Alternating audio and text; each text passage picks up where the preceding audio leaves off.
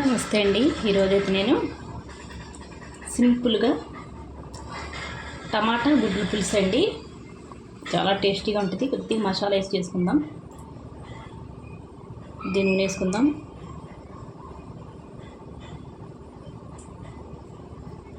నూనె వేడి ఎక్కాలండి.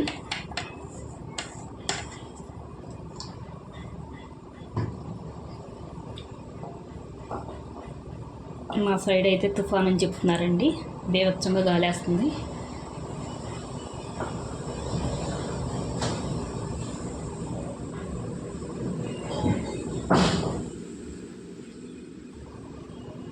చూడండి, నూనె అయితే కొద్దిగా వేడెక్కింది కదా.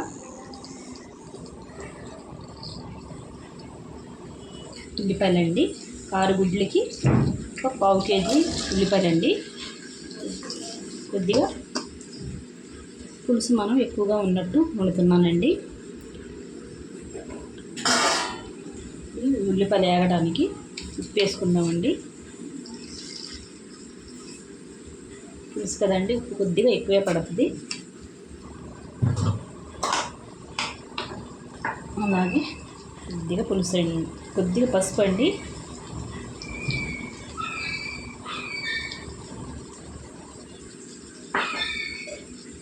కలిసేలాగా ఉప్పు పసుపు కలిపేసుకుందాం.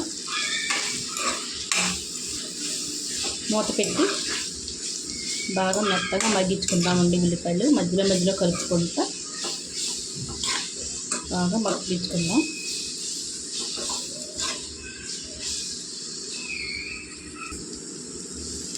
చూడండి, ఉల్లిపాయలు అయితే బాగా మగ్గినాయి.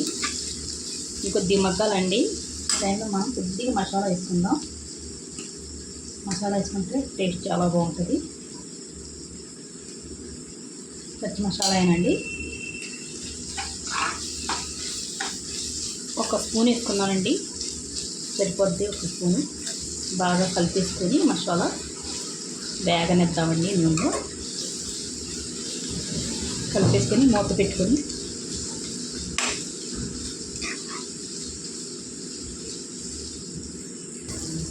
చూడండి, మసాలా అయితే బాగా ఏగిపోయింది కదా. అయితే మనం టమాటాలు వేసుకుందామండి. చూసారా, పేస్ట్ తీసుకున్నాను. 1/2 కేజీ అండి టమాటాలు. బాగా కలిపేసుకొని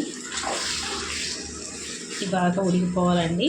నీళ్ళన్నీ ఇంకిపోయే వరకు వండుకుందాం. మూత పెట్టుకొని టమాటాలు నూనె తేలే వరకు.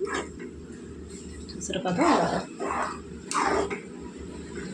ఒకసారి కలిపేసుకొని మంట మీడియాలో పెట్టుకొని మనం వండుకుందాం. గాలి అయితే గట్టిగా వేస్తుందండి.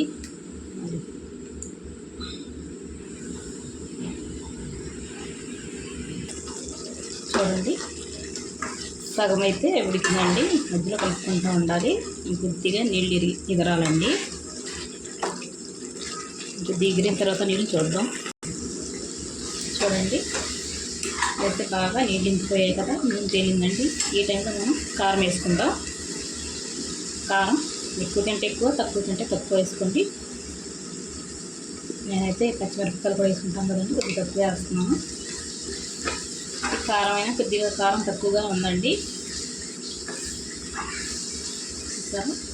ఒకసారి బాగా కలిపేసుకుంటే ఈ కారం పచ్చి వాసన అన్నది పోద్దండి. వేపుకుంటే చూడండి, కారం అయితే ఏగిపోయిందండి. ఇప్పుడైతే మనం ఇందులో పచ్చిమిరపకాయలు వేసుకుందాం. నేనైతే 7 పచ్చిమిరపకాయలు వేసానండి. పచ్చిమిరపకాయలు పులుసులో ఉడికితే చాలా టేస్టీగా ఉంటాయి.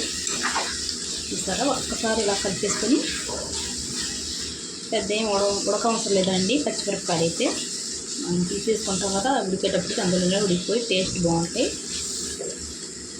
ఇప్పుడైతే చింతపండు పులుసు చిన్న నిమ్మకాయ ఇంకా నానబెట్టుకున్నానండి. వేసుకుందాం. చూసుకొని వేసుకుందామండి. మరి ఎక్కువ పులుసున్నా టేస్ట్ బాగుండదు. సరిపడా వేసుకుందాం.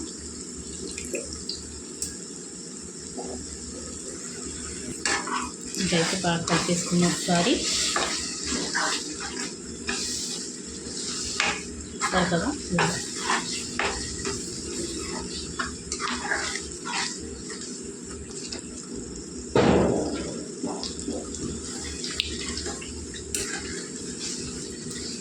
కొద్దిగా పులుసు ఉందండి, అది పెట్టేస్తే అదే చేసుకుందాం. చూడండి ఆ పులుసు కూడా పట్టేసింది. అయితే బాగా కలిపేసుకొని మనకి పులుసు ఎంత కావాలో అన్ని నీళ్ళు వేసుకుందామండి మనం. చూడండి నేనైతే మంచినీళ్ళు తాగుతాం కదా, ఆ గ్లాస్ తోటి 2 గ్లాసులు వేసుకున్నానండి నీళ్ళు. ఒకసారి బాగా కలిపేసుకొని ఒకసారి చూసుకొని ఈ గుడ్లు ఉన్నాయి కదండి, ఉడకబెట్టుకొని ఘాట్లు పెట్టుకున్నాను. ఒక 6 గుడ్లు వేసేసుకుందాం. ఇలా పులుసులో ఉడికితే చాలా టేస్టీగా ఉంటాయండి గుడ్లు. నేనైతే కొద్దిగా పులుసు ఎక్కువే దింపుతున్నానండి. మూత పెట్టుకొని వండుకుందాం. చూడండి టమాటా గుడ్లు పులుసు అండి, మసాలా వేసి ఇలాగే దింపుతానండి. చూసారా మనకి చెక్కదనం ఇది సరిపోద్ది. ఎక్కువ పులుసు దించుకుంటే మనకు గట్టిగా తుఫాను వచ్చినా కరెంట్ లేకపోయినా పులుసుతోటి ఒడియాలు వేపుకొని తినేయచ్చు మనం. చూస్తారు కదా, అంతేనండి సింపుల్గా మనం టమాటా గుడ్లు పులుసు. అంతేనండి. వీడియో నచ్చితే లైక్, షేర్, సబ్స్క్రైబ్ చేసుకోండి.